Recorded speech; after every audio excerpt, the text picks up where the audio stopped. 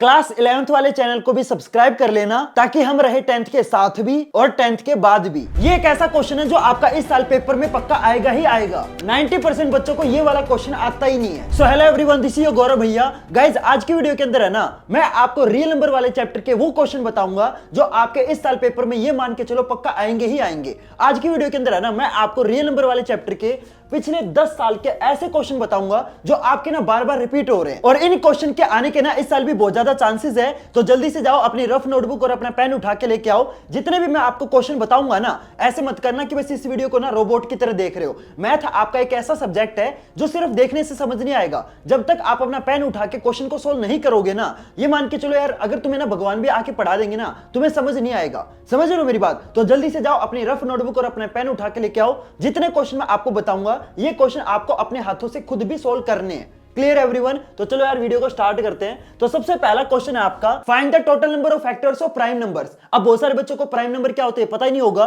तो prime number आपके वो नंबर होते हैं जो या तो खुद से डिवाइड होंगे या फिर 1 से डिवाइड होंगे। मैं आपको एग्जांपल से समझाता हूं। जैसे एक प्राइम नंबर ले लेते हैं, मान लो 3, ठीक है? तो 3 आपका क्या है? प्राइम नंबर है। अब ये बताओ 3 किस किस से डिवाइड होता है? या तो 3 आपका 3 खुद से डिवाइड होगा या फिर 1 से डिवाइड होगा। तो 3 के कितने फैक्टर हो गए?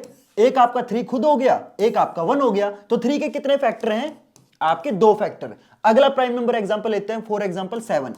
तो 7 किससे डिवाइड होता है? या तो 7 खुद से डिवाइड होता है या 1 से डिवाइड होता है। 2 से डिवाइड होता है? नहीं होता। 3 से डिवाइड होता है? नहीं होता। 5 से होता है? नहीं होता। 7 आपका या तो 7 से डिवाइड होगा या 1 से डिवाइड होगा। तो 7 के कितने फैक्टर हैं? तो 7 के भी आपके कितने फैक्टर हैं? 2 फैक्टर हैं। तो जितने भी आप प्राइम नंबर लोगे ना, हर प्राइम नंबर के अंदर एक कॉमन चीज होती है कि वो प्राइम नंबर या तो खुद से डिवाइड होगा या 1 से डिवाइड होगा। तो हर प्राइम नंबर के कितने फैक्टर हो गए? 2 फैक्टर हो गए। 3 के कितने फैक्टर है? एक 3 खुद है, एक 1 है। Clear everyone? जो नंबर कितने नंबर से डिवाइड होता है ना, वो उसके क्या हो जाते हैं? फैक्टर हो जाते हैं। तो 3 के फैक्टर 2 हैं, एक 3 एक 1, ठीक है? 7 के फैक्टर कितने हैं? एक 7 एक 1। तो हर प्राइम नंबर के कितने फैक्टर होते हैं? 2 फैक्टर होते हैं। तो इस क्वेश्चन में आपसे क्या पूछा गया है? इस क्वेश्चन में आपसे पूछा गया है कि भाई प्राइम नंबर के कितने फैक्टर होते हैं। तो आपको पता चल गया 2 फैक्टर होते हैं, तो आंसर हो जाएगा 2। Clear everyone? क्वेश्चन समझ में आया? चलो अगले क्वेश्चन पे चलते हैं। अगले क्वेश्चन में क्या बोला गया है? Find the sum of exponents of prime factor in the prime factorisation of 196। अब बहुत सारे बच्चों को ना ये एक्सपोनेंट वर्ड देख के ना कंफ्यूजन हो जाएगी कि भैया एक्सपोनेंट वर्ड तो हमें पढ़ाया नहीं, एक्सपोनेंट वर्ड का क्या मतलब होता है? तो एक्सपोनेंट का ना बहुत सिंपल सा मीनिंग होता है। क्या होता है? पावर। क्या होता है? पावर।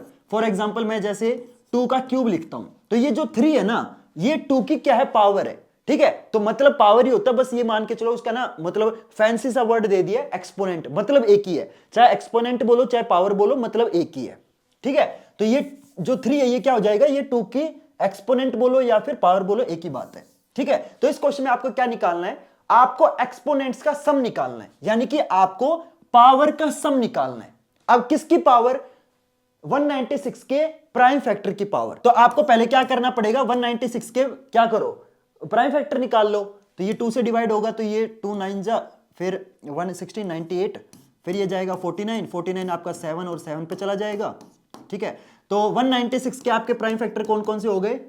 2 into 2 into 7 into 7। ठीक है? इनकी पावर में लिख दो। तो 196 इज इक्वल टू 2 का स्क्वायर इंटू 7 का स्क्वायर। अब ये 2 और 7 ये क्या है? ये आपके 196 के प्राइम फैक्टर है। ठीक है? अब इनकी पावर क्या है? 2 की पावर भी 2 है, 7 की पावर भी क्या है? 2 है। तो आपको क्या करना है? दोनों पावर का सम करना है। इस 2 की पावर क्या है? 2 है। इस 7 की पावर क्या है? 2 है। तो दोनों का सम कितना हो जाएगा? 4। क्लियर है एवरीवन? आपको क्या करना है? पहले क्वेश्चन को समझना है कि भाई क्वेश्चन में पूछा क्या है। ठीक है? बहुत सारे बच्चे क्या करेंगे? सिर्फ है ना 196 के प्राइम फैक्टर निकाल के लिख के आ जाएंगे। आपको क्या करना है? प्राइम फैक्टर की जो पावर है उसका सम करके बताना है। Clear everyone? क्वेश्चन समझ में आया? ठीक है, अगले क्वेश्चन पे चलते हैं। इस क्वेश्चन में देखो क्या बोला गया है? 2 positive integers a and b can be written as x cube y square. यहां पे ना टाइपिंग मिस्टेक है। तो a आपका क्या दे रखा है? x cube y square. ठीक है? और b क्या दे रखा है? b is x y cube. Okay, तो ये दो आपके क्या दे रखे हैं? आपको 2 पॉजिटिव इंटीजर दे रखे हैं। जो a है वो आपका x क्यूब y स्क्वायर की फॉर्म में है और जो b है वो आपका x y क्यूब की फॉर्म में है। ठीक है? इतना समझ में आया? अब आपको निकालना क्या है? आपको a और b का एलसीएम निकालना है। तो बहुत ही सिंपल सा क्वेश्चन है। एलसीएम कैसे निकालते हैं जल्दी बताओ। तो एलसीएम निकालने का शॉर्टकट बताता हूं मैं आपको। अगर आपको a और b का क्या निकालना है? एलसीएम निकालना है। तो एलसीएम के अंदर क्या लेते हैं? हमेशा जो हाईएस्ट पावर है वो ली जाती है। तो अब ये बताओ, ऊपर देखो एक्स क्यूब है, नीचे एक्स की पावर यहाँ पे क्या है 1 है, कुछ भी पावर नहीं है तो ऑब्वियस सी बात है 1 है।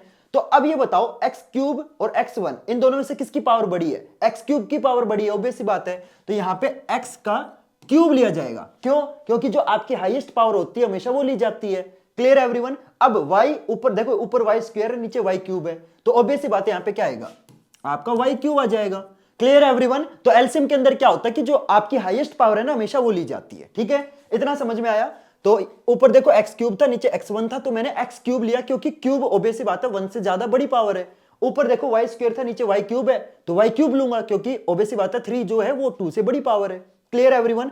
अब जल्दी से काम करो, तुम है ना मेरे को HCF निकाल के बताओ कि इन दोनों का A और B का HCF कितना आएगा। क्वेश्चन में तो एलसीएम पूछा, लेकिन क्वेश्चन में HCF भी तो पूछा जा सकता है ना। तो जल्दी से मेरे को कमेंट करके बताओ कि A और B का HCF कितना आएगा। ठीक है, ये आपका होमवर्क है। चलो अगले क्वेश्चन पे चलते हैं। तो ये एक ऐसा क्वेश्चन है जो 99.9% बच्चों को ना समझ ही नहीं आएगा कि इस क्वेश्चन को करना कैसे है। तो पहले ना क्वेश्चन पढ़ते हैं। क्वेश्चन में देखो क्या बोला गया है, the LCM of 2 number is 2400, यानी कि 2 नंबर है, मान लो एक पहला नंबर A है, दूसरा नंबर आपका B है, तो दोनों नंबर का यानी कि क्या दे रखा है आपको, दोनों नंबर का एलसीएम दे रखा है जो कि कितना है 2400 है। ठीक है, अब आपसे क्वेश्चन में क्या पूछा गया है, which of the following can't be their HCF। अब आपको ना ये बताना है इन ऑप्शन में से A और B का HCF कौन सा नंबर नहीं हो सकता। अब बहुत सारे बच्चे बोलेंगे कि भैया ना तो हमें A नंबर पता है ना हमें B नंबर पता है, बस हमें ना एलसीएम दे रखा है। अब एलसीएम से हम HCF का कैसे अंदाजा लगाएंगे? तो मैं आपको ना अब एक ऐसा ट्रिक बताऊंगा, ध्यान से सुनना, हमेशा ये चीज है ना याद रखना, क्योंकि इस टाइप के क्वेश्चन है ना आपके पेपर के अंदर बहुत ज्यादा पूछे जाते हैं और बहुत सारे बच्चे ना इस टाइप के क्वेश्चन नहीं कर पाते। तो वो जो ट्रिक है ना वो ध्यान से सुनना। देखो, जो आपका HCF होता है ना वो हमेशा आपके एलसीएम को डिवाइड करता है। ठीक है, देखो एक बात हमेशा याद रखना कि जो आपका HCF होगा वो हमेशा छोटा होता है, एलसीएम आपका हमेशा बड़ा होता है ना, और छोटी चीज हमेशा बड़ी चीज को डिवाइड करती है। तो जो आपका HCF है वो आपके एलसीएम को क्या करेगा, डिवाइड करेगा। अब अगर HCF आपके एलसीएम को डिवाइड ना कर पाए तो ऑब्वियस सी बात है वो उसका HCF नहीं है। Clear everyone? ये चीज समझ में आई? एक चीज हमेशा याद रखना कि जो आपका HCF है ना वो आपके एलसीएम को हमेशा क्या करेगा, डिवाइड करेगा। अब आपको क्वेश्चन में क्या पूछा गया है कि इन ऑप्शन में से कौन सा ऑप्शन आपका HCF नहीं हो सकता। तो HCF वो नहीं होगा जो एलसीएम को डिवाइड नहीं करेगा, क्योंकि HCF हमेशा एलसीएम को डिवाइड करता है। तो अब ये बताओ 300 आपका 2400 को डिवाइड करता है? बिल्कुल करता है। तो ये इसका HCF हो सकता है क्योंकि ये HCF इसको डिवाइड कर रहा है। क्लियर? 400 डिवाइड कर सकता है? बिल्कुल कर सकता है, तो ये भी इसका HCF हो सकता है। 500 आपका 2400 को डिवाइड करेगा? नहीं करेगा, तो ये आपका 500 आपका HCF कभी भी नहीं हो सकता। Clear everyone? तो ये HCF नहीं हो सकता। 600 डिवाइड करता है? बिल्कुल करता है, तो ये आपका HCF हो सकता है। Clear everyone? तो आपसे क्वेश्चन में पूछा गया कि इन ऑप्शन में से कौन सा ऑप्शन आपका HCF नहीं हो सकता, तो वो HCF नहीं होगा जो डिवाइड नहीं करेगा। तो आपका 500 डिवाइड नहीं करता, तो ये आपका जो 500 है ये आपका A और B का क्या नहीं हो सकता, HCF नहीं हो सकता। Clear everyone? ये चीज समझ में आई? इस टाइप का क्वेश्चन आपके पेपर में आने के बहुत ज्यादा चांसेस है। आपको अगर ट्रिक पता होगा ना तो ये क्वेश्चन बहुत ईजी है। अब बहुत सारे बच्चे पता क्या जुगाड़ लगाएंगे कि यार एलसीएम से हमें HCF कैसे पता चलेगा, तो मैंने आपको ट्रिक बता दी, HCF हमेशा एलसीएम को क्या करता है, डिवाइड करता है। क्लियर? चलो अगले क्वेश्चन पे चलते हैं। इस क्वेश्चन में देखो क्या बोला गया है, the ratio of LCM and HCF of the least composite and the least prime number is. तो आपको इसमें क्या निकालना है, रेशियो निकालना है। किस किस का? पहले तो देखो ऊपर आपको एलसीएम आएगा क्योंकि एलसीएम पहले लिखा हुआ है, फिर एलसीएम को डिवाइड करना है किसके साथ, HCF के साथ। ठीक है, आपको एलसीएम और HCF का रेशियो निकालना है, लेकिन नंबर कौन कौन से हैं? एक तो आपका जो सबसे छोटा कंपोजिट नंबर है और जो सबसे छोटा प्राइम नंबर है। पहले तो मेरे को जल्दी से कमेंट करके बताओ कि आपका सबसे छोटा कंपोजिट नंबर क्या होता है। बहुत सारे बच्चे ऐसे होंगे जिनको कंपोजिट नंबर क्या होता है ये पता ही नहीं होगा। तो कंपोजिट नंबर है ना आपके, ये मान के चलो प्राइम नंबर का बिल्कुल उल्टा होता है। प्राइम नंबर आपके कौन कौन से नंबर होते हैं? प्राइम नंबर आपके वो नंबर होते हैं जिसके फैक्टर या तो वो खुद होता है या 1 होता है ना। लेकिन कंपोजिट नंबर आपके वो होंगे जिसके 2 से ज्यादा फैक्टर होंगे। प्राइम नंबर के 2 ही फैक्टर होते हैं ना, या तो वो खुद होता है या 1 होता है। लेकिन कंपोजिट नंबर मैंने क्या बोला, प्राइम नंबर का बिल्कुल उल्टा होता है। तो अगर प्राइम नंबर के 2 फैक्टर होते हैं तो कंपोजिट नंबर आपके वो नंबर होंगे जिनके 2 फैक्टर से ज्यादा फैक्टर होंगे। समझ रहे हो मेरी बात? प्राइम नंबर और कंपोजिट नंबर बिल्कुल उल्टे होते हैं। ठीक है, मैं एग्जांपल से समझाता हूं। देखो प्राइम नंबर आपके कौन कौन से होते हैं? प्राइम नंबर आपके वो नंबर होते हैं जिनके कितने फैक्टर होंगे, सिर्फ 2 फैक्टर होते हैं, या तो वो खुद होता है या 1 होता है ना। लेकिन कंपोजिट नंबर आपके वो नंबर होते हैं जिनके 2 से ज्यादा फैक्टर होंगे। क्या होंगे? 2 से ज्यादा फैक्टर। क्लियर है एवरीवन? अरे उल्टा साइन लग गया, ऐसे लगेगा, हाँ, 2 से ज्यादा फैक्टर होंगे, ठीक है। अब मेरे को ये बताओ सबसे छोटा कंपोजिट नंबर कौन सा होता है? चलो मैं पहले ना छोटे को छोड़ो, पहले तो है ना एग्जांपल बताओ, कंपोजिट नंबर का एग्जांपल बताओ। तो आपका 100 कंपोजिट नंबर है, बिल्कुल है। क्यों? क्योंकि 100 आपका 100 से भी डिवाइड होता है, 100 आपका 1 से भी डिवाइड होता है, 100 आपका 50 से भी डिवाइड होता है, 100 आपका 20 से भी डिवाइड होता है, 100 आपका 25 से भी डिवाइड होता है। तो 100 के 2 से ज्यादा फैक्टर है।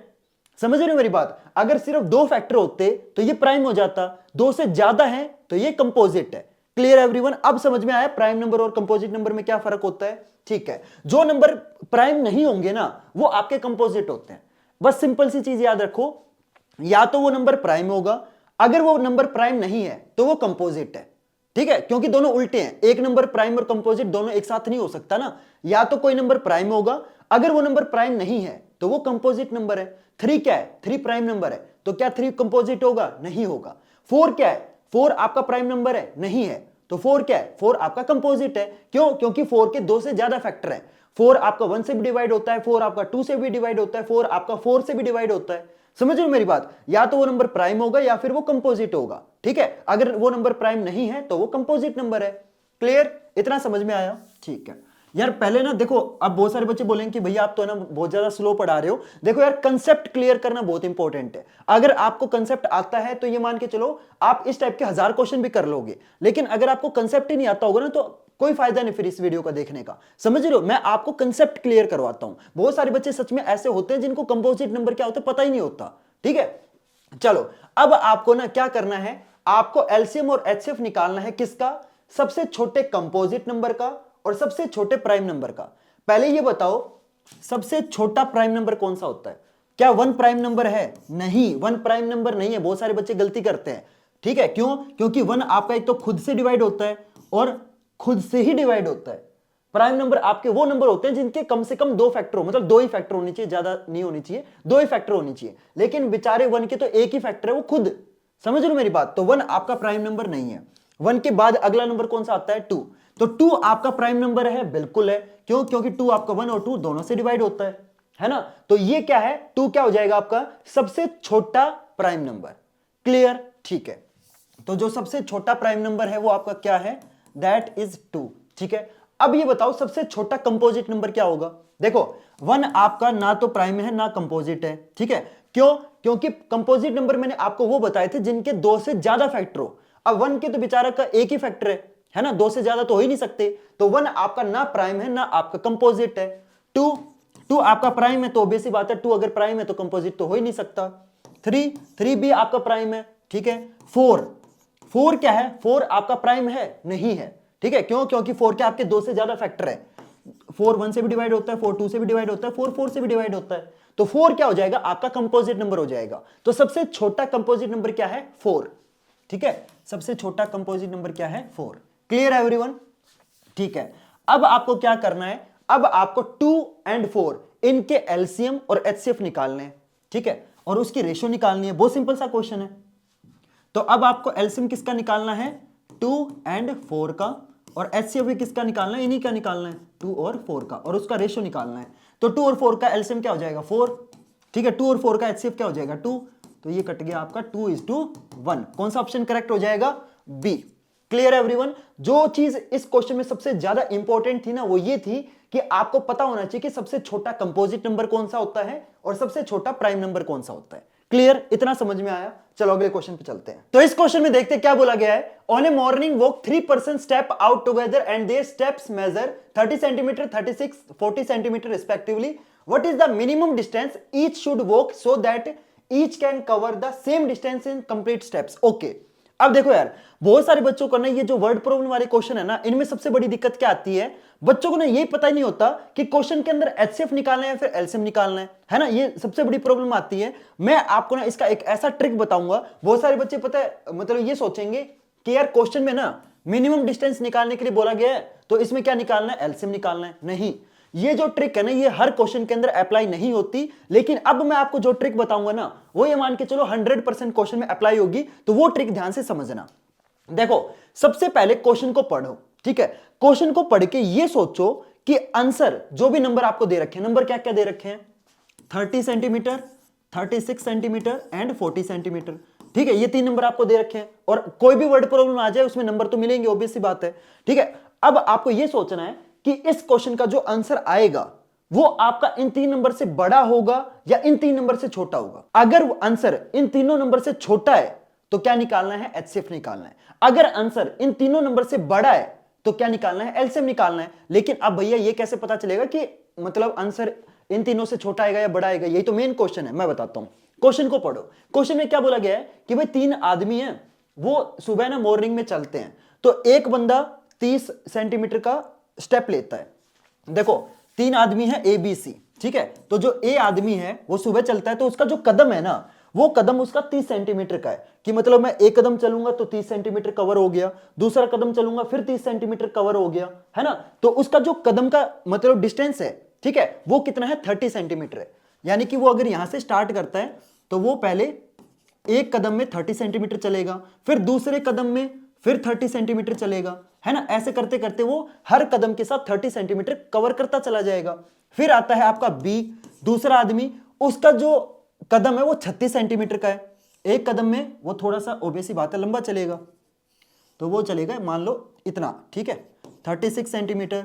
फिर दूसरे फिर 36 सेंटीमीटर, है ना, क्योंकि इसका जो स्टेप का जो डिस्टेंस है वो ज्यादा है, उसका कदम बड़ा है, चाहे उसकी हाइट ज्यादा होगी, जो भी है, मतलब इसका जो कदम का डिस्टेंस है वो ज्यादा है। जो सी आदमी है, इसका जो कदम है वो कितना है, 40 सेंटीमीटर, तो थोड़ा सा इससे आगे जाएगा, 40 है तो इससे भी ज्यादा, ठीक है। Clear everyone? तो हर कदम के साथ ये चलता है कितना, 40 सेंटीमीटर, ठीक है। अब आपको इस क्वेश्चन में निकालना क्या है, आपको क्वेश्चन समझ में आया ना, ठीक है, ये चीज आपको क्वेश्चन के अंदर गिवन है।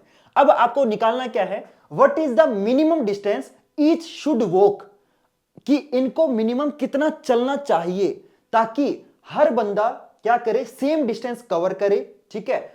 Should walk so that each can cover the same distance in complete steps. Okay, complete steps यानी कि एक कदम, देखो मान लो मैं 3 आदमी को ना एक साथ लाइन में खड़ा कर दो, ठीक है, तो पहला आदमी थोड़ा चलेगा, थोड़ा दूर जाएगा क्योंकि उसका स्टेप सिर्फ 30 सेंटीमीटर का है, दूसरा आदमी थोड़ा सा आगे जाएगा, तीसरा आदमी थोड़ा सा और आगे जाएगा क्योंकि उसका स्टेप 40 सेंटीमीटर का है। तो अब आपको यह निकालना है कि इन तीनों आदमियों को कितना चलना चाहिए, कितना मिनिमम डिस्टेंस चलना चाहिए कि भाई ये तीनों आपस में मिल जाए। मतलब एक लेवल पे जाके देखो, ऑब्वियस बात है, अगर चलेंगे तो तीसरा आदमी तो फास्ट चलेगा, है ना। तीसरा आदमी मान लो जैसे ये 10 कदम लेते हैं, तो पहला आदमी 10 कदम में कितने सेंटीमीटर कवर करेगा, 300 सेंटीमीटर। दूसरा आदमी 10 कदम में कितना कवर करेगा, 360। तीसरा कितना कवर करेगा, 400। तो ऑब्वियस बात है जो सी आदमी है वो फास्ट चल रहा है ना, क्योंकि वो कम कदमों में ज्यादा डिस्टेंस कवर कर रहा है। तो अब आपको क्वेश्चन में ये निकालना है कि मिनिमम उन तीनों को कितना चलना चाहिए, कितने स्टेप्स लेने चाहिए कि वो एक टाइम के बाद क्या करे, each can cover the same distance. आपको इस क्वेश्चन में डिस्टेंस निकालना है, तो जो डिस्टेंस आएगा ऑब्वियस सी बात है वो मल्टीपल स्टेप्स लेने के बाद निकलेगा। तो जो डिस्टेंस आएगा ना वो आपका 30, 36 और 40 से ज्यादा आएगा, समझ रहे हो, क्योंकि एक कदम तो मिनिमम वो लेंगे ही लेंगे ना। अगर 2 कदम ले लेंगे तो अभी मान लो पहला आदमी 2 कदम ले लेगा तो कितना हो गया, 60 सेंटीमीटर। अब ये जो 60 है ये ऑब्वियस सी बात है इन तीनों के एक कदम के डिस्टेंस से ज्यादा है। अगर पहला आदमी 2 कदम लेगा तो कितना कवर करेगा, 60 सेंटीमीटर। तो पहला जो ए आदमी है वो 30 चलता है, दूसरा 36 चलता है, तीसरा 40 चलता है। तो जो जब आप डिस्टेंस निकालोगे तो जो डिस्टेंस वाला नंबर होगा वो तीनों से बड़ा है, समझ रहे हो। तो ऑब्वियस बात है अगर आप डिस्टेंस निकाल रहे हो तो वो जो नंबर आएगा वो आपका 36, 30 और 40 से बड़ा आएगा। तो अगर मैंने क्या बोला कि अगर नंबर बड़ा है, अगर आंसर क्वेश्चन का बड़ा है तो क्या निकालना है, एलसीएम निकालना है। अगर मान लो इस क्वेश्चन में आपसे डिस्टेंस की जगह नंबर ऑफ स्टेप्स पूछा जाता कि भाई कितने स्टेप लेने चाहिए, अगर नंबर ऑफ स्टेप्स पूछा जाता तो नंबर ऑफ स्टेप्स जो है वो ऑब्वियस सी बात है कि 36 और 40 से कम आते। तो अगर आंसर कम निकालना है तो एचसीएफ निकालोगे। अगर इसी क्वेश्चन में नंबर ऑफ स्टेप पूछे जाते हैं ना, मिनिमम नंबर ऑफ स्टेप, अब बहुत सारे बच्चे क्या करते, मिनिमम नंबर ऑफ स्टेप पूछा है, मिनिमम वर्ड है तो एलसीएम निकाल लेते हैं, लेकिन नंबर ऑफ स्टेप पूछा है तो एचसीएफ निकालना है। समझ रहे हो? तो आपको सिर्फ मिनिमम वर्ड पे फोकस नहीं करना, आपको ये फोकस करना है कि आपसे नंबर ऑफ स्टेप्स पूछे गए हैं या फिर आपसे डिस्टेंस पूछा गया है। तो जो डिस्टेंस होता है ना वो हमेशा 30, 36 और 40 से बड़ा आएगा। नंबर ऑफ स्टेप्स आपके 30, 36 और 40 से कम आएंगे। समझ रहे हो? थोड़ा दिमाग लगाना है, सिर्फ मिनिमम और मैक्सिमम वर्ड पे फोकस नहीं करना। Clear everyone? तो इस क्वेश्चन में आपको क्या निकालना है? डिस्टेंस निकालना है कि भाई कितने कदमों के बाद ये सेम डिस्टेंस कवर करेंगे। तो जब वो आदमी मल्टीपल कदम लेंगे तभी तो वो सेम डिस्टेंस कवर करेंगे। तो जब वो मल्टीपल ऑलरेडी कदम ले चुके हैं, वो कई कदम चल चुके हैं, तो फिर उनका जो डिस्टेंस है वो 30, 36 और 40 से तो ज्यादा ही हो गया ना। अगर एक आदमी 10 कदम ले चुका है तो वो 300 सेंटीमीटर चल चुका है, तो 300 जो है वो 30, 36 और 40 से बड़ा है। Clear everyone? समझ में आया? तो इस केस में आपको क्या निकालना है? इस क्वेश्चन में आपको एलसीएम निकालना है। एलसीएम किसका निकालना है? 30, 36 एंड 40 का एलसीएम आपको निकालना आता है, तो वो मैं आपको निकाल के नहीं दिखाऊंगा, आपका टाइम वेस्ट हो जाएगा। लेकिन इस क्वेश्चन में जो मेन चीज थी वो ये थी कि आपको पता होना चाहिए कि कब आपको एचसीएफ निकालना है, कब आपको एलसीएम निकालना है। जब आपका आंसर क्वेश्चन में दिए हुए डिजिट से बड़ा हो तो उस केस में एलसीएम निकालते हैं। अगर आपका आंसर क्वेश्चन में दिए हुए डिजिट से छोटा हो तो एचसीएफ निकालते हैं। अगर इस क्वेश्चन में नंबर ऑफ स्टेप पूछा जाता तो आप एचसीएफ निकालते। अगर इस क्वेश्चन में, जैसे इस क्वेश्चन में डिस्टेंस पूछा गया है, तो आप एलसीएम निकालोगे। मिनिमम मैक्सिमम पे फोकस नहीं करना है। क्लियर? इतनी चीज समझ में आई? ठीक है, तो होप करता हूं आपको जो चीज मैंने बताई आपको समझ में आ गई। अगर आपको समझ नहीं आई तो वीडियो को वापस रिवाइंड करके आप दोबारा से सुनना। मैं आपको गारंटी दे रहा हूं, आप एक दो बार मेरी वो जो बोली हुई चीज है ना, जो अभी मैं आपको समझाने के लिए मैं बोल रहा था, एक दो बार वो चीज सुनोगे ना, आपको गारंटी से समझ में आ जाएगी। ये एक ऐसा कंसेप्ट है जो एक बार सुनने में आपको समझ नहीं आएगा। ठीक है, तो आपको क्या करना है? वीडियो को रिवाइंड करके एक दो बार दोबारा से सुनना। मैं आपको लिख के दे रहा हूं, आपको समझ में आ जाएगा। जो मेन की पॉइंट है वो ये है कि भाई अगर इसमें आपको ना इस क्वेश्चन में क्या निकालना है? मिनिमम डिस्टेंस निकालना है। तो 3 आदमी लाइन में खड़े हैं, ठीक है, तो ऑब्वियस सी बात है वो जब कई कदम लेंगे तभी तो टोटल डिस्टेंस कवर होगा। समझ रहे हो? और जब वो कई कदम लेंगे तो उनका एक कदम के डिस्टेंस से तो ज्यादा डिस्टेंस कवर हो गया ना। समझ रहे हो मेरी बात? तो इसमें डिस्टेंस निकालना है। लेकिन अगर आपको इस क्वेश्चन में पूछा जाता है कि भाई नंबर ऑफ स्टेप्स बताओ, तो नंबर ऑफ स्टेप्स मान लो 10 कदम चला, 15 कदम चला, तो वो जो नंबर ऑफ स्टेप्स है ना वो आपके 30, 36 और 40 से छोटे हैं। समझ रहे हो? डिस्टेंस आपका एक कदम से हमेशा बड़ा ही होगा। क्लियर? समझ में आया? चलो अगले क्वेश्चन पे चलते हैं। तो इस क्वेश्चन में देखो क्या बोला गया है? Find the greatest number. Okay, यहां पे ग्रेटेस्ट बोला गया है, ठीक है, which on dividing these number leaves remainders 1, 2, 3 respectively. Okay, आपको ग्रेटेस्ट नंबर निकालना है तो ऑब्वियस सी बात है क्या निकालोगे? आप एचसीएफ निकालोगे, क्योंकि एचसीएफ की फुल फॉर्म क्या होती है? Highest common factor. ठीक है, तो आपको इस क्वेश्चन में क्या निकालना है? एचसीएफ निकालना है। लेकिन इस क्वेश्चन में कंडीशन क्या दे रखी है कि इन नंबर का जो रिमाइंडर आता है ना वो क्या आता है? 1, 2, 3 आता है। तो पहले आप क्या करो, इन नंबर को है ना किस फॉर्म में लिख लो। देखो आपको पता है ना एक formula, dividend is equal to divisor into quotient plus remainder. ये थ्योरम आपको पता है ना? इस थ्योरम का नाम क्या है? जल्दी से कमेंट करके बताओ। तो अब आप ध्यान से देखना। तो जैसे पहला नंबर आपका क्या है? 1251। ठीक है, तो अब इसका डिवाइजर क्या होगा वो तो आपको निकालना है। क्योंकि देखो ये जो थ्योरम होती है ना, इस थ्योरम के अंदर जो आपका ये डिवाइजर होता है ये क्या होता है? ये आपका एचसीएफ ही होता है। क्या होता है? एचसीएफ ही होता है। ठीक है, तो ये चाहे डिवाइजर बोलो चाहे एचसीएफ बोलो एक ही बात है। ठीक है, तो एचसीएफ आपको निकालना है, तो यहां पे मैं डी मान लेता हूं इनटू क्यू प्लस रिमाइंडर। जब आप इस नंबर को हाईएस्ट कॉमन फैक्टर यानी कि एचसीएफ से डिवाइड करते हो तो रिमाइंडर क्या आता है? 1 आता है, तो यहां पे रिमाइंडर की जगह 1 आ जाएगा। क्लियर? अब दूसरा नंबर आपका क्या है? दूसरा नंबर है आपका 9377। इसको भी इसी फॉर्म में लिखेंगे, divisor into quotient plus remainder. Remainder क्या है? 2 है। ठीक है, फिर तीसरा नंबर आपका है, चलो मैं इसको नहीं यहां पे लिख लेता हूं। तीसरा नंबर आपका क्या है? तीसरा नंबर है आपका 15628। ठीक है, is equal to divisor into quotient. इस बार कितना रिमाइंडर बचता है आपका? 3। ठीक है, हमने क्या किया, क्वेश्चन के अंदर जो आपके नंबर गिवन थे उनको हमने divisor into quotient plus remainder के फॉर्म में लिख लिया। ठीक है, इतना समझ में आया? अब देखो, अब आपको इन तीनों नंबर का क्या निकालना है? डी निकालना है, क्योंकि क्वेश्चन में हाईएस्ट नंबर ग्रेटेस्ट नंबर पूछा गया, यानी कि आपको डी यानी कि एचसीएफ, जो डी होता है ना वही आपका एचसीएफ होता है। ठीक है, तो आपको डी की वैल्यू निकालनी है। तो किसी भी अलजेब्रिक इक्वेशन को आप कैसे सोल्व करते हो? अगर मेरे को क्यू की वैल्यू पता होती, ठीक है, तो मैं डी कैसे निकालता बताओ? डी कैसे निकालते? पहले इस 1 को इधर भेजते, माइनस होता है ना, तो 1 को इधर भेजेंगे तो 1251 में से अगर आपका 1 माइनस होगा तो कितना आएगा? 1250 is equal to D Q. Clear? Similarly ये 2 इधर आके माइनस हो जाएगा, ठीक है, तो ये 2 अगर आप इधर आके भेजोगे इसको माइनस हो जाएगा तो 9375 हो जाएगा। 77 में से 2 माइनस करोगे तो 75 ही आएगा ना, is equal to D into Q. ठीक है, तीसरा नंबर आपका क्या है? तीसरा नंबर है आपका 15628। ठीक है, 15628 में से 3 माइनस करोगे तो कितना आएगा? 15625 is equal to D Q. ठीक है, इतना समझ में आया। अब हमने क्या किया है? सिर्फ रिमाइंडर वाली चीज को लेफ्ट में भेज के माइनस करा है। ठीक है, थोड़ा सा क्वेश्चन सिंप्लीफाई हो गया। अब आपको निकालना क्या है? अब आपको डी की वैल्यू निकालनी है। अब देखो, हर नंबर का जो क्वोशिएंट होगा ना वो आपका अलग होगा, तो Q1 Q2 Q3 आप लिखोगे। ठीक है, डी जो होगा ना वो आपका कॉमन होगा, क्योंकि एचसीएफ का फुल फॉर्म क्या होता है? Highest common factor. तो तीनों नंबर के अंदर कॉमन होगा। ठीक है, क्वोशिएंट कभी भी कॉमन नहीं होता। समझ रहे हो मेरी बात? अगर क्वेश्चन भी कॉमन होगा तो नंबर ही आपका सेम हो जाएगा। समझ रहे हो? जो आपका एचसीएफ होता है सिर्फ आपका वो कॉमन होता है। ठीक है, रिमाइंडर भी आपका कॉमन नहीं होता, ये बात ध्यान रखना। Clear everyone? इतना समझ में आया? रिमाइंडर अगर अलग अलग होता ना तो मैं R1 R2 R3 यूज करता, तो रिमाइंडर भी कॉमन नहीं होता, क्वोशिएंट भी आपका कॉमन नहीं होता। जो चीज कॉमन होती है वो होता है आपका डिवाइजर। ठीक है, इतना समझ में आया?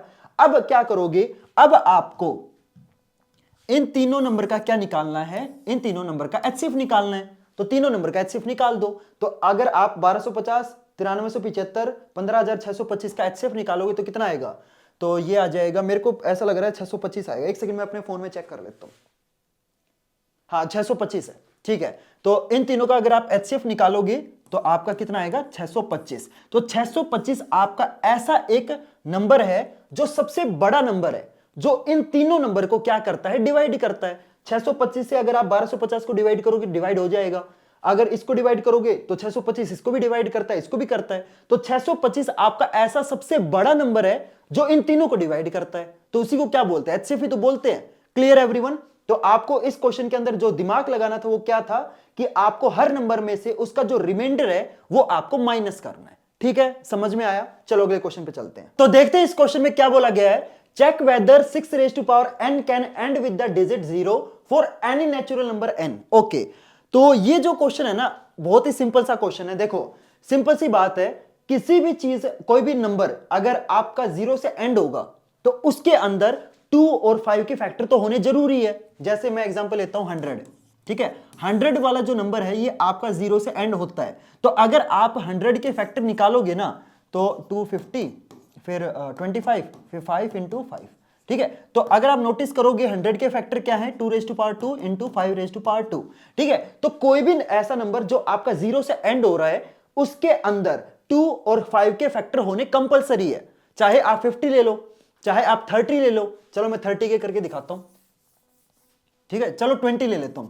20 के फैक्टर अगर आप करोगे तो 2 इंटू 2 इंटू 5, तो पावर क्या बनेगी? 2 raised to power 2, 5 raised to power 1। तो इसके अंदर भी देखो 2 और 5 के फैक्टर हैं। चाहे 30 ले लो, 30 ले लेते हैं, तो 30 के आपके क्या बनेंगे? तो 215, 215, हाँ 35। ठीक है, तो देखो 2 और 5 ये दोनों है, तो 2 की पावर 1 है, 5 की पावर 1 है। तो चाहे कोई भी नंबर ले लो, अगर वो नंबर आपका 0 से एंड होता है तो उसके अंदर 2 और 5 होने कंपलसरी है। इतना समझ में आया? तो अब आपसे क्वेश्चन में ये पूछा गया है कि 6 raised to power n, अब मैं n की ऐसी क्या पावर रखूं जिससे क्या हो जाए कि वो जो नंबर है ना वो आपका 0 से एंड करे। जैसे मान लो मैं n की पावर 2 लेता हूं, तो 6 raised to power 2 यानी कि 6 इंटू 6 36। क्या ये 0 से एंड करता है? नहीं। 6 की पावर 3 ले लूं तो 36 इंटू 6, 36, 6 12, नहीं 6 18, सॉरी, तो ये हो जाएगा 216। तो क्या ये 0 से एंड करता है? नहीं। ठीक है, तो आपसे ये पूछा गया है कि मैं n की ऐसी क्या पावर लूं जिससे जो आंसर निकलेगा वो आपका 0 से एंड होना चाहिए। तो पहले तो ये चेक करना है कि वो 0 से एंड हो भी सकता है कि नहीं हो सकता। अब क्या आप एक एक पावर ऐसे ले लेके देखोगे? नहीं, आप क्या चेक करोगे? आप 6 के अंदर चेक करोगे। तो 6 को मैं क्या लिख सकता हूं? 2 इंटू 3 की होल पावर n। ठीक है, ये लिखूंगा। तो क्या 2 और 3, ये 6 के फैक्टर तो 2 और 3 आए ना। मैंने क्या बोला था? उसके अंदर 2 और 5 दोनों होने कंपलसरी है। तो 2 तो है, क्या 5 है? नहीं है। तो आप n की कोई भी पावर ले लो, कभी भी जो नंबर आएगा वो 0 से एंड नहीं करेगा। क्यों? क्योंकि बेसिक चीज क्या है, अगर कोई भी नंबर आपका 0 से एंड होना है तो उसके फैक्टर के अंदर 2 और 5 होने कंपलसरी है। तो 6 की पावर चाहे कुछ भी ले लो, 6 के अंदर ही 2 और 5 नहीं है, 6 के अंदर 2 और 3 है। समझ रहे हो मेरी बात? तो आप n की पावर कुछ भी ले लो, क्या होगा, वो नंबर कभी भी आपका 0 से एंड नहीं करेगा। ठीक है, तो अब क्वेश्चन तो आपको समझ में आ गया, लेकिन इस क्वेश्चन को आप पेपर के अंदर लिख के कैसे आओगे वो मैं बताता हूं। तो आप क्या लिखोगे, in any number ending with zero it must have, मतलब होना कंपलसरी है, मस्ट लिखना है, मस्ट का मतलब होना कंपलसरी है, must have prime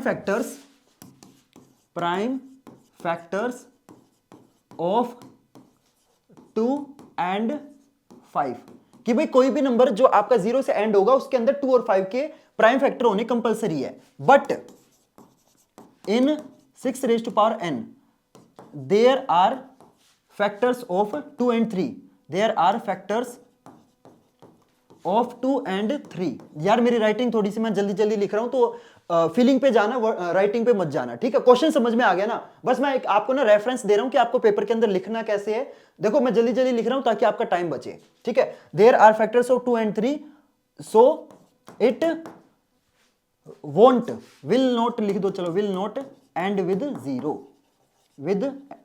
zero for any value of n, कि भाई n की है ना, आप कोई भी वैल्यू रख लो, 6 के अंदर ही 2 और 5 के फैक्टर नहीं है, तो n की पावर कुछ भी रख लो, मतलब 6 की पावर कुछ भी रख लो, n की कोई भी वैल्यू रख लो, आपका वो नंबर 0 से एंड नहीं करेगा। ठीक है, इस तरीके से आपको क्वेश्चन के अंदर, सॉरी पेपर के अंदर क्वेश्चन का आंसर लिख के आना है। ठीक है, समझ में आया क्वेश्चन? चलो अगले क्वेश्चन पे चलते हैं। तो इस क्वेश्चन में देखो क्या बोला गया है, explain why this and this are composite number. Okay, तो आपको मैं ऑलरेडी समझा चुका हूं कंपोजिट नंबर कौन से होते हैं। वो नंबर जिसके आपके 2 से ज्यादा फैक्टर होते हैं वो कंपोजिट नंबर होते हैं। जैसे आपका 4 हो गया, 4 के कितने फैक्टर, 1 भी है, 4 का 2 भी है, 4 का 4 भी है, तो 2 से ज्यादा फैक्टर हो गए, है ना? तो जो नंबर आपके प्राइम नहीं होते वो आपके कंपोजिट होते हैं। तो अगर हम ये प्रूव कर दें कि भाई ये नंबर आपके प्राइम नहीं है, तो ऑब्वियस बात है ये नंबर क्या हो जाएंगे, कंपोजिट हो जाएंगे। समझ रहे हो? तो आपको इस क्वेश्चन को कैसे करना है, जैसे मैं पहला नंबर लेता हूं, 7 × 11 × 13 + 13। ठीक है, ये आपको नंबर दे रखा है,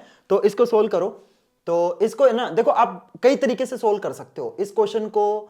चलो मैं जो नॉर्मल तरीका उसी से सोल्व करता हूं। 13 को कॉमन ले लो, तो 7 × 11 + 1, तो 13 से ये हो जाएगा 78।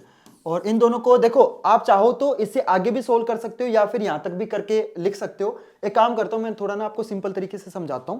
तो मैं इनको ना मल्टीप्लाई कर देता हूं, कैलकुलेटर, तो 13 × 78, तो ये हो जाएगा आपका 1014।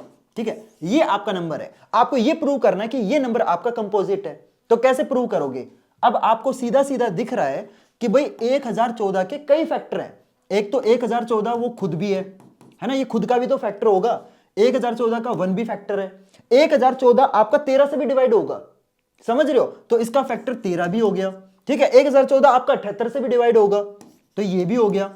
अब बहुत सारे बच्चे बोलेंगे कि भैया ये आपको कैसे पता चला 1014 आपका इनसे डिवाइड हो रहा है? अगर इन दोनों को मल्टीप्लाई कर रहा हूं तभी तो ये नंबर आ रहा है। अगर 100 है 2 × 50, तो इसका मतलब 100 आपका 2 से भी डिवाइड होता है, 100 आपका 50 से भी डिवाइड होता है। जब आप दो नंबर को मल्टीप्लाई करके कोई नंबर निकालते हो ना, तो वो नंबर आपका जिनको मल्टीप्लाई किया उनसे भी डिवाइड होता है। ठीक है, तो अगर आप 13 और 78 को मल्टीप्लाई करके 1014 निकाल रहे हो, इसका मतलब 1014 आपका 13 से भी डिवाइड होगा, 78 से भी डिवाइड होगा। क्लियर? बेसिक सी चीजें यार, ये समझ में आया? तो ऑब्वियस सी बात, अब आपको दिख रहा है कि 1014 खुद भी फैक्टर है, 1 भी फैक्टर है, 13 भी है, 78 भी है, तो 1014 के 2 से ज्यादा फैक्टर हैं। तो ऑब्वियस सी बात है, ये क्या नंबर होगा? ये आपका कंपोजिट होगा।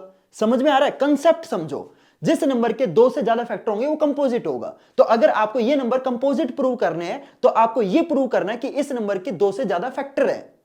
समझ रहे हो मेरी बात? तो हमने दिखा दिया कि भाई 1014 के 4 फैक्टर तो हमने ही दिखा दिए, बस आपको ना 2 से ज्यादा दिखाने हैं। ठीक है, चाहे वो 10 हो चाहे 1000 हो, हमें कोई लेना देना नहीं है। हमें ये दिखाना है कि भाई उसके 2 से ज्यादा फैक्टर है, बात खत्म। ठीक है, तो ये वाला मैंने करके दिखा दिया। ये वाला अब एक काम करो, तुम सोल्व करके बताओ कि इसको कैसे सोल्व करना है। ठीक है, चलो अगले क्वेश्चन पे चलता हूं। चलो अगले क्वेश्चन पे चलते हैं। अगला, अरे भाई साहब, ये क्वेश्चन आपके सिलेबस का, ये मान के चलो कि दुनिया इधर की उधर हो जाए, ये क्वेश्चन आपके सिलेबस का एक ऐसा क्वेश्चन है जो आपके पेपर में आएगा ही आएगा। तो अगर आप ऐसे बच्चे हो ना जिसको ये क्वेश्चन नहीं आता, तो ये मान के चलो आपने रियल नंबर वाला चैप्टर पढ़ा ही नहीं है। समझ रहे हो, मतलब ये क्वेश्चन एक तरफ और पूरा चैप्टर एक तरफ, ये मान के चलो ये क्वेश्चन तो घोट के पी जाना, ये क्वेश्चन आपके पेपर में पक्का आएगा ही आएगा। पूरी एनसीईआरटी में अगर मैं बोलूं ना कि रियल नंबर वाले चैप्टर में, पूरी एनसीईआरटी में कौन सा ऐसा क्वेश्चन है जो मतलब छोड़ ही नहीं सकते, ये आपका वो क्वेश्चन है। तो हर बच्चे को ये क्वेश्चन आना ही चाहिए। अब ये क्वेश्चन कैसे करना है ये मैं आपको नहीं बताऊंगा। क्यों नहीं बताऊंगा? क्योंकि जिस बच्चे को ये क्वेश्चन नहीं आता ना भाई, जनवरी का महीना चल रहा है, एक महीने बाद आपके पेपर है, तो अगर आपको पेपर से एक महीने पहले अगर आपको ये क्वेश्चन नहीं आता ना, तो भाई साहब आपने एक तरीके से 11 महीने वेस्ट कर दिए। लेकिन यार मैं टीचर हूं, तो मैं, हालांकि मैं चाहता नहीं हूं कि आपको ये क्वेश्चन बताऊं, क्योंकि ये क्वेश्चन आपको आना चाहिए। ठीक है, लेकिन मेरे अंदर यार थोड़ा सा टीचर वाला एक एलिमेंट है। तो अगर कोई बच्चा ऐसा है, पहली बात तो भाई, अगर तुम में से कोई बच्चा ऐसा जिसको ये क्वेश्चन नहीं आता, पहले तो थोड़ी सी शर्म आनी चाहिए आपको। ठीक है, लेकिन अगर फिर भी आप में से कोई बच्चा ऐसा जिसको ये क्वेश्चन नहीं आता, तो इधर उधर कहीं पे ना आई वाला बटन आ जाएगा, उस पर क्लिक करके देख लेना ये क्वेश्चन कैसे करना, उसमें मैंने बहुत डिटेल में आपको समझाया है। ठीक है, तो ये क्वेश्चन आपका one of the most important question है, ये आपको करना ही करना है। लेकिन देखो, अगर आप में से कोई बच्चा ऐसा है जिसको ये क्वेश्चन सच में नहीं आता, तो वैसे तो देखो तुम्हें शर्म आनी चाहिए, ठीक है, लेकिन अगर नहीं आता तो चलो मजाक साइड में रखते हैं। अगर सच में ये क्वेश्चन नहीं आता, प्लीज जाके ऊपर है ना कहीं पे आई वाला बटन मिल जाएगा, उस वीडियो को प्लीज देख लेना। ऑन सीरियस नोट, सच में ये क्वेश्चन बहुत इंपॉर्टेंट है। ठीक है, प्लीज इस क्वेश्चन को कैसे करना है ये आपको आना चाहिए। तो अगर नहीं आता है तो प्लीज मेरी वो वाली वीडियो देख लेना। ठीक है, चलो अगले क्वेश्चन पे चलते हैं। तो अगला क्वेश्चन भी बिल्कुल पिछले वाले क्वेश्चन की तरह ही है। इसके अंदर देखो, पिछले क्वेश्चन के अंदर सिर्फ आपको √5 को इरेशनल प्रूव करना है, लेकिन इस क्वेश्चन के अंदर आपको √2 + √5 को इरेशनल प्रूव करना है। दोनों को इरेशनल प्रूव करने का जो मेथड है वो सेम है। ठीक है, तो इसकी भी है ना मैंने एक सेपरेट वीडियो बना रखी है, उसका भी आई बटन आपको मिल जाएगा। तो इस क्वेश्चन को कैसे करना है उसकी भी मैंने एक सेपरेट वीडियो बना रखी है, तो उस आई बटन पे क्लिक करके इस क्वेश्चन को कैसे करना है वो आप देख लेना। ठीक है, इसके बाद आता है आपका आज का होमवर्क वाला क्वेश्चन, जिसके अंदर आपको 2 + √3 डिवाइडेड बाय 5 इसको इरेशनल प्रूव करना है। लेकिन यार मेरे ख्याल से मैंने है ना आपको एनफ होमवर्क दे दिया है, तो इस क्वेश्चन को कैसे करना है वो मैं आपको खुद ही बता देता हूं। ठीक है, तो होमवर्क के लिए आपको क्या करना है, एक काम करना, ये वाले क्वेश्चन आपके होमवर्क वाले क्वेश्चन है। ठीक है, एक ये और एक आपका ये 2 क्वेश्चन आपके होमवर्क वाले क्वेश्चन है, और ये क्वेश्चन कैसे करना है ये मैं आपको बता देता हूं। ठीक है, तो एक तरीके से होमवर्क वाला क्वेश्चन शिफ्ट हो गया है। चलो, तो इसके अंदर क्या प्रूव करना है, इसके अंदर 2 + √3 डिवाइडेड बाय 5, इसको आपको क्या प्रूव करना है कि ये आपका इरेशनल है। तो क्या करेंगे, कॉन्ट्राडिक्शन वाले मेथड से करेंगे। तो हम क्या करेंगे, let this number is a rational number. हम ये मान के चल लेते हैं कि भाई ये आपका क्या है, ये आपका रैशनल नंबर है। प्रूव हमें ये करना है कि ये नंबर आपका इरेशनल है, लेकिन हम ये मान के चलेंगे कि भाई ये आपका रैशनल है। ठीक है, प्रूव हमें इरेशनल करना है, मान के हम चलेंगे कि रैशनल है। तो ये जो कॉन्ट्राडिक्शन वाला मेथड होता है ना, इसका मतलब क्या होता है, बहुत सारे बच्चे ना कॉन्ट्राडिक्शन वर्ड, हाय राम ये तो इतना मुश्किल सा वर्ड है, इसका मीनिंग नहीं पता। कॉन्ट्राडिक्शन का सिंपल सा मीनिंग होता है कि जो आप मान के चल रहे हो उसका एग्जैक्टली अपोजिट आ जाए तो क्या हो गया, कॉन्ट्राडिक्शन हो गया। क्योंकि माना आपने ये था, निकल गया ये, तो आपकी बातें मैच नहीं की ना, समझ रहे हो। तो अगर मैं इसको ये प्रूव कर दूं कि भाई ये रैशनल नहीं है, तो कोई भी नंबर 2 ही होता है, या तो वो रैशनल होता है या इरेशनल होता है, समझ रहे हो। तो अगर ये नंबर आपका रैशनल नहीं है तो ऑब्वियस बात है ये क्या हो जाएगा, इरेशनल हो जाएगा। तो हम ये मान के चलते हैं कि भाई ये नंबर आपका रैशनल है, लेकिन जब हम सोल्व करेंगे ना तो कहीं ना कहीं हमारी जो बातें ना वो आपस में क्या कर जाएंगी, कॉन्ट्राडिक्ट कर जाएंगी। तो कॉन्ट्राडिक्ट कर गई मतलब जो हमने स्टार्टिंग में जो चीज मानी थी वो गलत है। ठीक है, तो अगर हमने स्टार्टिंग में ये माना था कि ये रैशनल है और ये गलत हो गया कि भाई ये रैशनल नहीं है, तो ऑब्वियस बात है अपने आप क्या प्रूव हो जाएगा कि ये इरेशनल है। समझ रहे हो मेरी बात। तो हमने ये मान लिया कि भाई ये आपका रैशनल है। ठीक है, और आपको पता है रैशनल नंबर की क्या खास बात होती है कि वो हमेशा p/q की फॉर्म में लिखा जा सकता है, और जबकि जो आपका q यानी कि जो आपका डिनोमिनेटर होता है वो आपका 0 नहीं हो सकता। ठीक है, तो अगर ये रैशनल है तो ऑब्वियस ही बात है ये नंबर आपका p/q की फॉर्म में लिखा जा सकता है, जहां पे q जो है वो आपका 0 नहीं होगा, डिनोमिनेटर कभी भी 0 नहीं हो सकता। ठीक है, इतना समझ में आया। अब देखो ये जो 5 है ये उधर भेज देते हैं, ये इधर डिवाइड में, तो उधर जाके क्या हो जाएगा, मल्टीप्लाई हो जाएगा। तो 2 + √3 = 5p डिवाइडेड बाय q। इतना समझ में आया। अब देखो इधर ये जो 2 है ये उधर जाके माइनस हो जाएगा, क्योंकि इधर ये क्या है बेचारा प्लस में है, इधर आके ये माइनस हो गया। ठीक है, अब यहां पे देखो हम क्या करेंगे, 2 के नीचे कुछ भी नहीं है, 1 है, तो इसका डिनोमिनेटर 1 है, तो क्या करेंगे एलसीएम लेंगे। तो इसको मैं यहां पे सोल्व करता हूं, तो लेफ्ट साइड में क्या है √3 इज इक्वल टू एलसीएम लेंगे तो क्या आएगा Q। ठीक है, तो 5p आ जाएगा यहां पे और -2Q। ठीक है, इतना समझ में आया। अब देखो ये चीज भी क्या है, ये डिनोमिनेटर के फॉर्म में है और जो Q है वो आपका 0 नहीं है, यानी कि आपका जो राइट साइड वाली जो चीज है ये क्या है, ये आपका रैशनल होने के सारे जो रूल है वो आपकी फॉलो कर रही है। ये P बाई क्यू की फॉर्म में भी है। P बाई क्यू फॉर्म का ना बहुत सिंपल सा मीनिंग होता है, कंफ्यूज मत होना कहीं पे भी। अगर मैं ये बोल रहा हूं ना कि P बाई क्यू की फॉर्म है तो इसका मतलब वो न्यूमरेटर बाई डिनोमिनेटर की फॉर्म में है। तो ऊपर देखो न्यूमरेटर है, नीचे डिनोमिनेटर है, तो ये चीज आपके न्यूमरेटर बाय डिनोमिनेटर की फॉर्म में है, बिल्कुल है। क्या डिनोमिनेटर 0 है? नहीं है। तो रैशनल नंबर की यही तो दो कंडीशन होती है ना, कि वो चीज आपके न्यूमरेटर बाय डिनोमिनेटर की फॉर्म में लिखी भी जाए और जो डिनोमिनेटर है वो आपका 0 भी ना हो। समझ रहे हो मेरी बात? तो ये दोनों रूल आपके फॉलो कर रही है। ये आपका न्यूमरेटर बाय डिनोमिनेटर की फॉर्म में भी है और साथ में जो आपका डिनोमिनेटर है वो आपका 0 भी नहीं है। तो इसका मतलब ये जो राइट साइड वाली जो चीज है ये आपकी क्या है, रैशनल है। ठीक है, ये जो चीज है ये आपकी रैशनल है। लेकिन लेफ्ट साइड में क्या है √3, √3 क्या रैशनल होता है? नहीं, √3 आपका क्या होता है, इररेशनल होता है। तो लेफ्ट वाली चीज क्या है, इररेशनल है। तो अब मेरे को ये बताओ कि मैथ के अंदर कभी भी एक इरेशनल चीज रैशनल के इक्वल हो सकती है? नहीं हो सकती। एक रैशनल चीज हमेशा रैशनल के इक्वल होगी, एक इरेशनल चीज हमेशा इरेशनल के इक्वल होगी। ठीक है, लेकिन यहां पे लेफ्ट वाली चीज तो इरेशनल है, राइट साइड वाली चीज रैशनल है। कॉन्ट्राडिक्शन आ गया ना? तो इसका मतलब जो हमने स्टार्टिंग में जो चीज लेट करी थी वो आपकी गलत हो जाएगी।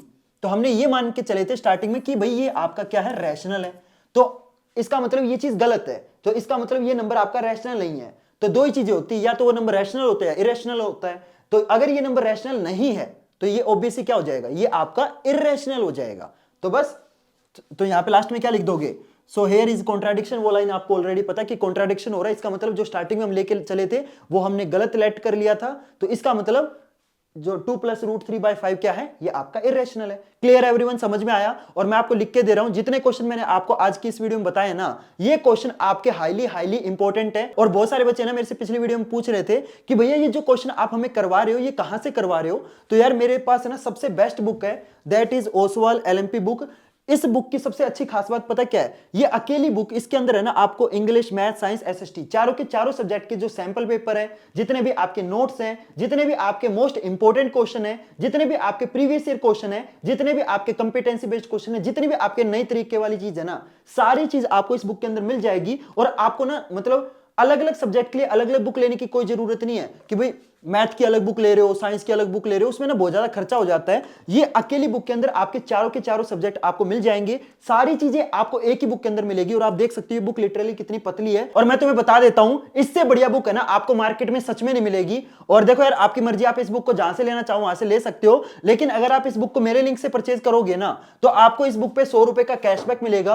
तो जल्दी से जाओ, इस बुक को परचेज करो और अपनी जो तैयारी है ना जल्दी से जल्दी शुरू करो। Clear everyone? तो होमवर्क वाले क्वेश्चन ने आपको बता दिए हैं, ये दोनों आपके आज के होमवर्क वाले क्वेश्चन है, जल्दी से इनको सोल्व करना। और प्लीज प्लीज प्लीज जितने भी क्वेश्चन ने आज की इस वीडियो में बताए ना, ये सारे के सारे इंपॉर्टेंट है। हो सकता है आप में से बहुत सारे बच्चों को ये क्वेश्चन इजी लगे, हो सकता है बहुत सारे बच्चों को ये क्वेश्चन मुश्किल लगे, लेकिन ये मान के चलो यही वो क्वेश्चन है जो आपके पेपर में आने वाले हैं। और हाँ, साथ में यार इस वीडियो पे ना कमेंट करके जरूर बताना कि नेक्स्ट वीडियो में आपको कौन से चैप्टर के इस टाइप के मोस्ट एक्सपेक्टेड क्वेश्चन जानने हैं। देखो ऑब्वियस बात है, अपलोड तो मैं सारे चैप्टर के करूंगा, लेकिन जिस चैप्टर की ज्यादा डिमांड आएगी ना, अगली वीडियो में मैं आपको उस चैप्टर के जो मोस्ट एक्सपेक्टेड क्वेश्चन है वो मैं आपको बता दूंगा। प्लीज वीडियो पे कमेंट करके बताना कि नेक्स्ट वीडियो आपको कौन से चैप्टर पे चाहिए। साथ में देखो यार, इस वीडियो को बनाने में ना लिटरली मेरी बहुत ज्यादा मेहनत लगी है। रात के 12:15 हो रखे हैं, मैंने अभी ना मतलब डिनर भी नहीं किया, मेरा डिनर यहाँ पे ना रखा ठंडा हो गया है। तो प्लीज यार इतना तो बनता है, वीडियो को लाइक कर देना, चैनल को सब्सक्राइब जरूर करना, क्योंकि इस टाइप की वीडियो मैं अपने चैनल पे अपलोड करता रहता हूं। तो अगर आप चैनल को सब्सक्राइब करोगे तो इससे क्या होगा,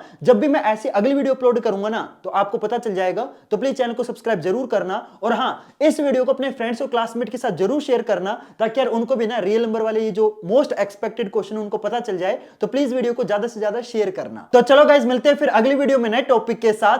तब तक के लिए good bye and have a nice day.